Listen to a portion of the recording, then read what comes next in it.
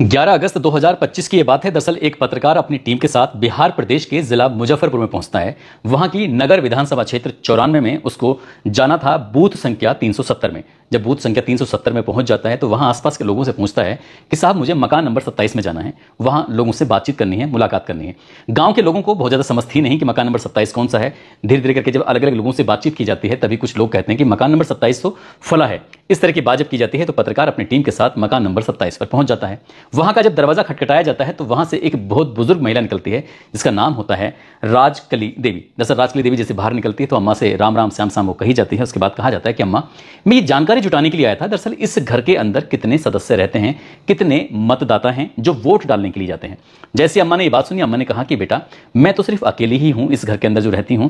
तभी वो पत्रकार हंसने लगता है। लेकिन अगली बात सुनने के बाद पत्रकार से कहीं ज्यादा जो राजकली देवी होती हैं वो हंसने लगती हैं। वो हंस इसलिए लगती हैं क्योंकि वो जब पता चलता है कि बूथ संख्या 370 पर टोटल मिला के जो कुल मतदाता हैं, जो वोटर्स हैं, जो मतदाता पंजीकृत हैं, उनकी संख्या है 629। लेकिन 629 में 269 वोटर केवल इसी घर में रहते हैं, एक ही घर में, जो घर है मकान नंबर 27। अम्मा ने जैसी बात सुनी उसने कहा बेटा तुम मजाक कर रहे हो क्या? उसने कहा नहीं अम्मा, जो वोटर लिस्ट है उसी के माध्यम से बातचीत कर रहा हूं कि एक ही घर के अंदर 269 लोग रहते हैं, जिसमें हिंदू भी हैं, जिसमें मुसलमान भी हैं, जिसमें क्रिश्चियन भी रहते हैं। अगर आपको यकीन नहीं आता तो एक अच्छी खासी ये संख्या है, नाम है, सबके नाम बारी बारी से वो पत्रकार जो होता है वो बताना शुरू कर देता है। दरअसल जैसी बात पता चलती है फिर पत्रकार ये भी बताता है कि इसमें 138 पुरुष रहते हैं और 131 महिलाएं रहती हैं। अम्मा ये बात सुनकर बड़ी हंस रही थी, हंसते हुए कह रही थी कि भैया क्या बाकी इतनी ऐसी बात लिखी हुई है? पत्रकार कहता है कि हाँ लिखी तो हैं। बोले ये तो बहुत बड़ी गड़बड़ हुई है। तो शायद ये गड़बड़ ही थी जो पूरे देश भर में इस गड़बड़ी पर हंगामा मचा हुआ है। दरअसल आज की कहानी के माध्यम से हम बात करने की कोशिश कर रहे हैं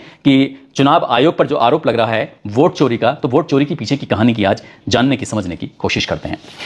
आदाब, नमस्कार, सत श्री अकाल। मैं उस्मान सैफी। आज की जो कहानी है ये राष्ट्रीय राजधानी क्षेत्र दिल्ली के संसद भवन से शुरू होती है। दरअसल मकर द्वार वहां पर है और मकर द्वार पर विपक्षी नेता जितने भी होते हैं, सांसद, चाहे वो राज्यसभा के हों या लोकसभा के हों, और अगुवाई कर रहे थे राहुल गांधी। जब राहुल गांधी यहां से मकर द्वार से निकलते हैं, निकलने के बाद पहले से ही तय था, इससे एक दिन पहले मीटिंग भी हो चुकी थी कि हम लोगों को सब इकट्ठा होकर इलेक्शन कमीशन ऑफ इंडिया के ऑफिस पर जाना है, कुछ समस्याएं हैं वो समस्या रखनी है। अब वो यहां से जब चलते हैं तो राज्यसभा हो या फिर लोकसभा हो, विपक्षी लगभग 300 सांसद होते हैं जो उनके साथ साथ चलना शुरू कर देते हैं। इसी बीच में उनके जो समर्थक थे वो भी जुटने शुरू हो जाते हैं, संख्या हजारों में पहुंच जाती है। अब जैसे यहां से जा रहे थे, इनका जो मकसद था वो जो बिहार में SIR यानी कि विशेष गहन पुनरीक्षण और भारत SIR यानी कि भारत की जो मतदाता सूचियां हैं अलग अलग प्रदेशों की, विशेष गहन पुनरीक्षण, इस पर बातचीत करनी थी इलेक्शन कमीशन ऑफ इंडिया से।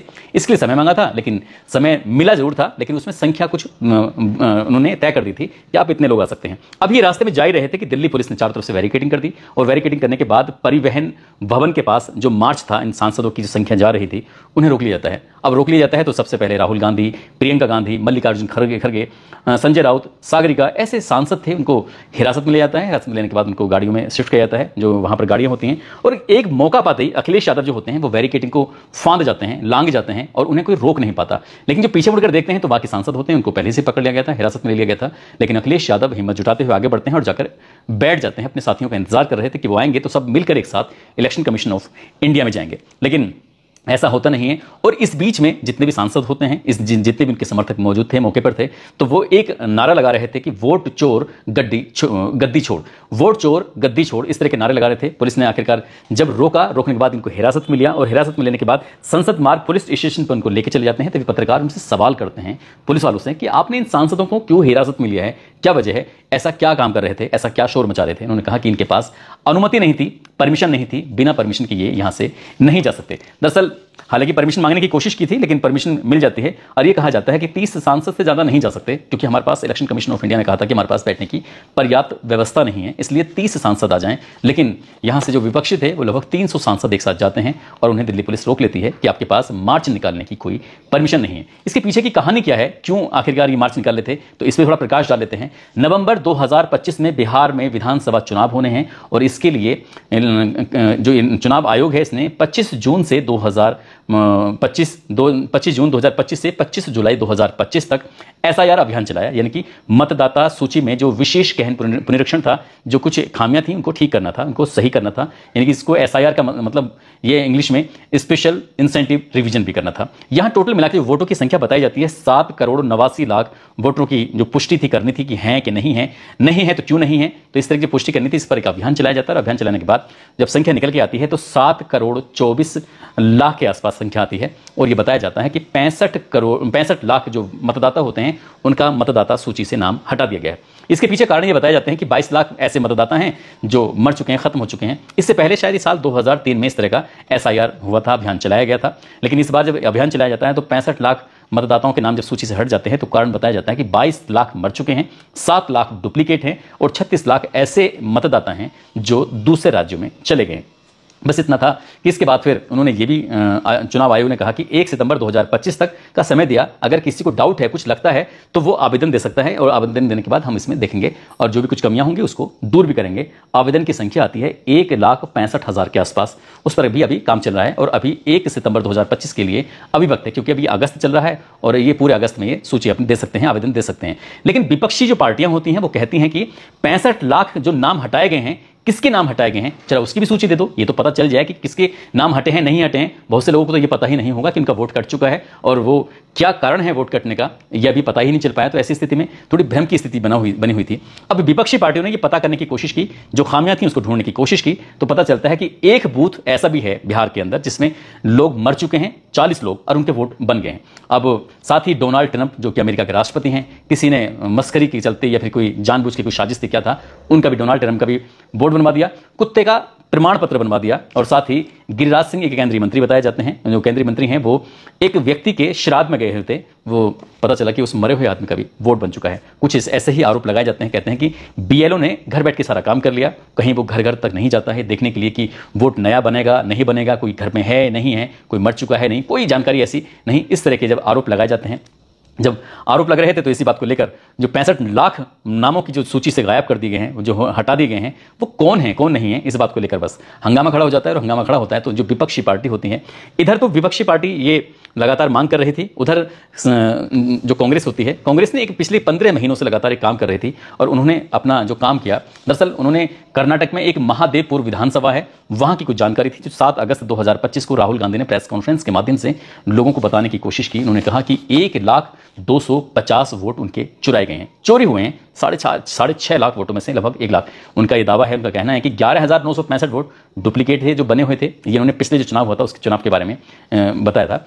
40,009 वोट फर्जी और अवैध पते हैं उनके, साथ ही 10,452 एक ही पते पर वोट बना दिए गए और 4,132 अवैध फोटो लगा दिए गए। यही नहीं पता चला कि वो फोटो किसका है, नाम किसका है। और इसी तरह से उनका ये भी आरोप था कि फॉर्म 6 का बहुत ज़्यादा दुरुपयोग किया गया है, जिसकी वजह से 33,692 वोट जो बनाए गए थे वो मामला सामने आता है। दरअसल फॉर्म 6 का मतलब ये बताया जाता है कि 18 साल से लेकर 23 साल तक के जो नए वोटर होते हैं वो फॉर्म 6 भरते हैं, लेकिन यहाँ पर 50 साल का हो या 60 साल का हो या 70 साल का बुजुर्ग आदमी ने भी इस तरह से फॉर्म भरा अपना कर दिया। कुछ इसी तरह के आरोप लगाए जाते हैं और आरोप लगाने के बाद फिर ये जब प्रेस कॉन्फ्रेंस की जाती है तो जाहिर सी बात है पूरे देश भर में इस बात को लेकर चर्चा शुरू हो जाती है।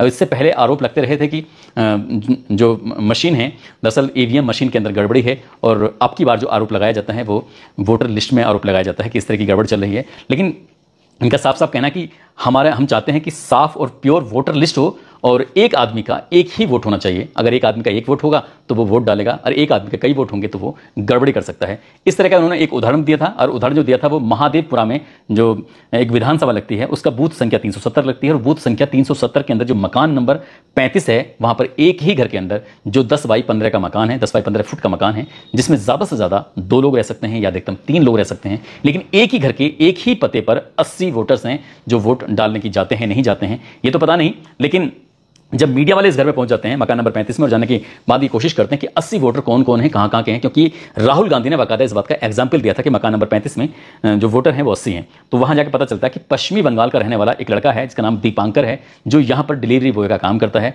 वही इस मकान में रह रहा था। पूछा जाता है कि तुम यहाँ कब आए, उसने कहा कि मैं यहाँ पर 1 महीने पहले आया था। जब पत्रकारों ने सवाल जवाब किया, उससे पूछा जाता है कि क्या तुम्हारा मतदाता सूची में नाम भी लिखा हुआ है? उसने कहा मेरा तो नाम लिखा हुआ नहीं है, मैं तो यहाँ सिर्फ नौकरी करने के लिए आया हूँ। दरअसल इसी तरह का मामला था। और जो बिहार बिहार में जो SIR इनकी मतदाता सूची में जो उसमें संशोधन था, उस संशोधन को लेकर जो पूरे विपक्षियों ने बवाल मचाया हुआ है, इसी बात को लेकर 10 अगस्त 2025 को विपक्षियों ने, यानी कि विपक्षी सांसदों ने ये इलेक्शन कमीशन ऑफ इंडिया से बातचीत की थी कि हम तुम्हारे पास आएंगे, बातचीत करनी है और अपनी मांगे रखेंगे, कुछ हमारी कुछ समस्याएं हैं। और इसके लिए उन्हें बाकायदा इलेक्शन कमीशन ऑफ इंडिया की तरफ से एक लेटर भी जारी कर दिया है 11 अगस्त 2025 को कि दोपहर 12 बजे के आसपास आप लगभग 30 सांसद हमारे पास आ जाइए, क्योंकि हमारे पास बैठने के उचित इंतजाम नहीं है, हम इतने सारे लोगों को नहीं। लेकिन इनका यह कहना है विपक्षियों का कि हम जाते तो 30 ही लोग, लेकिन हम चाहते थे कि एक मार्च निकलना चाहिए। हम मार्च निकाल रहे थे, लेकिन उसके लिए दिल्ली पुलिस ने शायद परमिशन दी नहीं या परमिशन मांगी नहीं, लेकिन बिना परमिशन के दिल्ली पुलिस ने उनको आगे बढ़ने नहीं दिया और चुनाव आयोग से बातचीत हो नहीं पाई। क्या वाकई ये जिस तरह से ये आरोप लग रहे हैं इलेक्शन कमीशन ऑफ इंडिया की जो साख है, कहीं ना कहीं उस पर प्रश्न चिन्ह तो लगी गया है। अब इसमें कितना सच है कितना नहीं है, इलेक्शन कमीशन ऑफ इंडिया को इस मामले की ईमानदारी से जांच करके ये बता देना चाहिए कि हम लोग पूरी ईमानदारी से काम कर रहे हैं। ये कुछ डाटा मांग रहे हैं। राहुल गांधी कहते हैं कि डिजिटल डेटा अगर हमें उपलब्ध करा दिया जाए तो हम एक एक वोट के बारे में बता देंगे कि इसमें कितनी गड़बड़ है या नहीं है। वो शायद इलेक्शन कमीशन ऑफ इंडिया ने, यानी कि चुनाव आयोग ने डिजिटल डेटा देने से इनकार कर दिया है, क्योंकि ये डेटा देना शायद संभव नहीं है। दोस्तों, इसीलिए ये वोट चोर गद्दी छोड़ के नारे लग रहे थे और विपक्ष कहता है कि एक व्यक्ति का एक ही वोट होगा, तो ईमानदारी से चुनाव